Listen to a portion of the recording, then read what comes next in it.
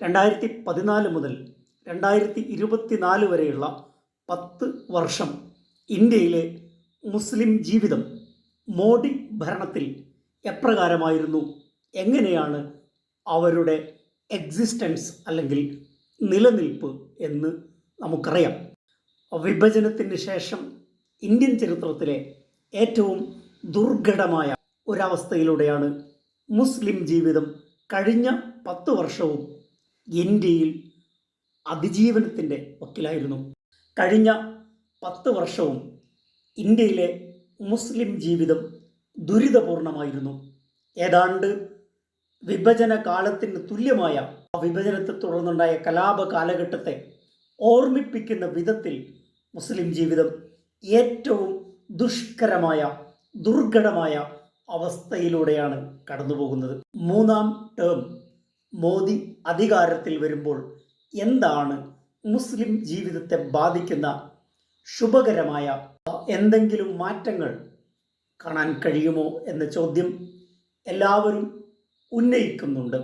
Existence, അവരുടെ നിലനിൽപ്പ് തന്നെ ചോദ്യം ചെയ്യപ്പെടുന്ന അവസ്ഥയിലാണ് കഴിഞ്ഞ 10 വർഷവും മുസ്ലിങ്ങൾ കടന്നുപോയത്.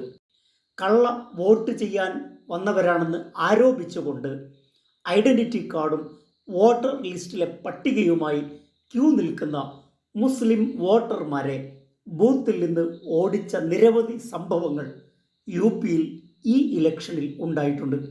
അൽ ജസീറ ഉൾപ്പെടെയുള്ള മാധ്യമങ്ങൾ ഇത്തരം വാർത്തകൾ റിപ്പോർട്ട് ചെയ്തിട്ടുണ്ട്.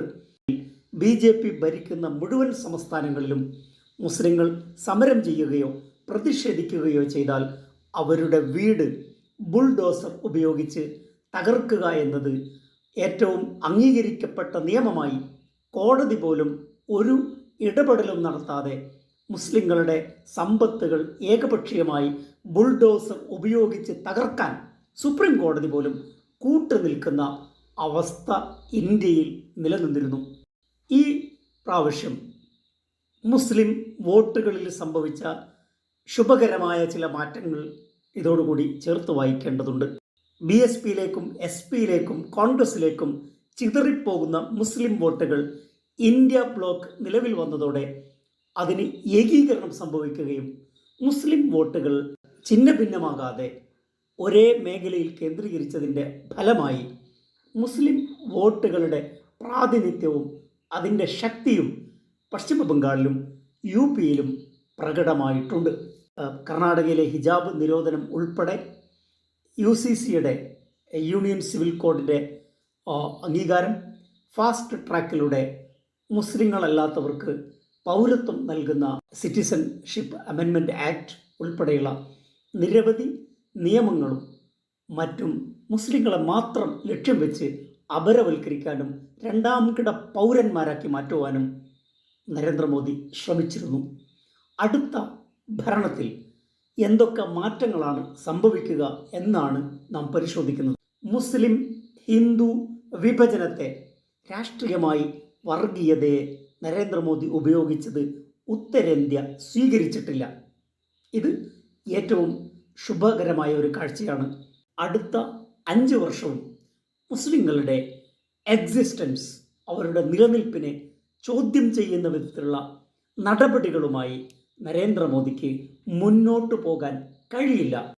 ഇതാണ് ഒരു കൂട്ടുകക്ഷി ഭരണ വ്യവസ്ഥയിൽ പ്രവർത്തിക്കുമ്പോൾ കിരാതമായ നിയമങ്ങൾ ഏകപക്ഷീയമായി പാസാക്കുവാനോ അവ രാജ്യത്തിൻ്റെ മേൽ അടിച്ചേൽപ്പിക്കുവാനോ നടപ്പാക്കുവാനോ സാധിക്കില്ല. നരേന്ദ്രമോദിയുടെ പരമത വിദ്വേഷ ഭാഷണങ്ങൾക്ക് സ്വീകാര്യത കുറഞ്ഞു വരുന്ന കാഴ്ചയാണ് നാം കണ്ടുവരുന്നത്. യൂണിയൻ സിവിൽ കോഡിനെ പറ്റി നരേന്ദ്രമോദി 5 വർഷവും സംസാരിക്കാൻ സാധ്യതയില്ല. ഭീതിയുടെയും ഭീഷണിയുടെയും നിലനിൽപ്പിനെ തന്നെ ചോദ്യം ചെയ്യുന്ന അവസ്ഥയിൽ നിന്നും ചെറിയ ഒരു ആശ്വാസം മുസ്ലിങ്ങൾക്ക് ലഭിക്കും.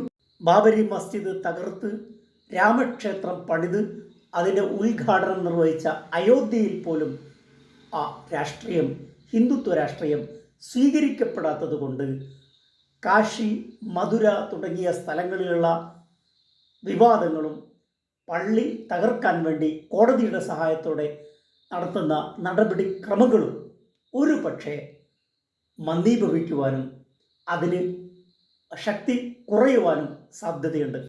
ഇന്ത്യയുടെ രാഷ്ട്രീയ ചരിത്രത്തിൽ നിന്ന് വിസ്മൃതനാകുന്ന ഒരു മോദിയായിരിക്കും 2029 നരസിംഹറാവുവിനെ പോലെ ദയനീയമായ ഒരു അവസ്ഥാന്തരമാണ് നരേന്ദ്രമോദിയെ കാത്തു നിൽക്കുന്നത്. അദ്ദേഹം രാഷ്ട്രീയ ഭൂപടത്തിൽ നിന്നും ഇന്ത്യൻ രാഷ്ട്രീയ ഭൂപടത്തിൽ നിന്നും വിസ്മൃതനാകുന്ന ഒരാളായി മാറും. ഏകാധിപതിയായി ഒരു കൾട്ടായി ഉയരാൻ ശ്രമിച്ച നരേന്ദ്രമോദിയെ ദുർദിനങ്ങളും തിരിച്ചടികളുമാണ് കാത്തു നിൽക്കുന്നത്. എല്ലാ ഏകാധിപതികളുടെയും ചരിത്രത്തിൽ നാം ഇത് കണ്ടിട്ടുണ്ട്. നരേന്ദ്രമോദിയും വിഭിന്നനാവില്ല. മറ്റൊരു വിഷയമായി അടുത്ത എപ്പിസോഡിൽ. Thank you.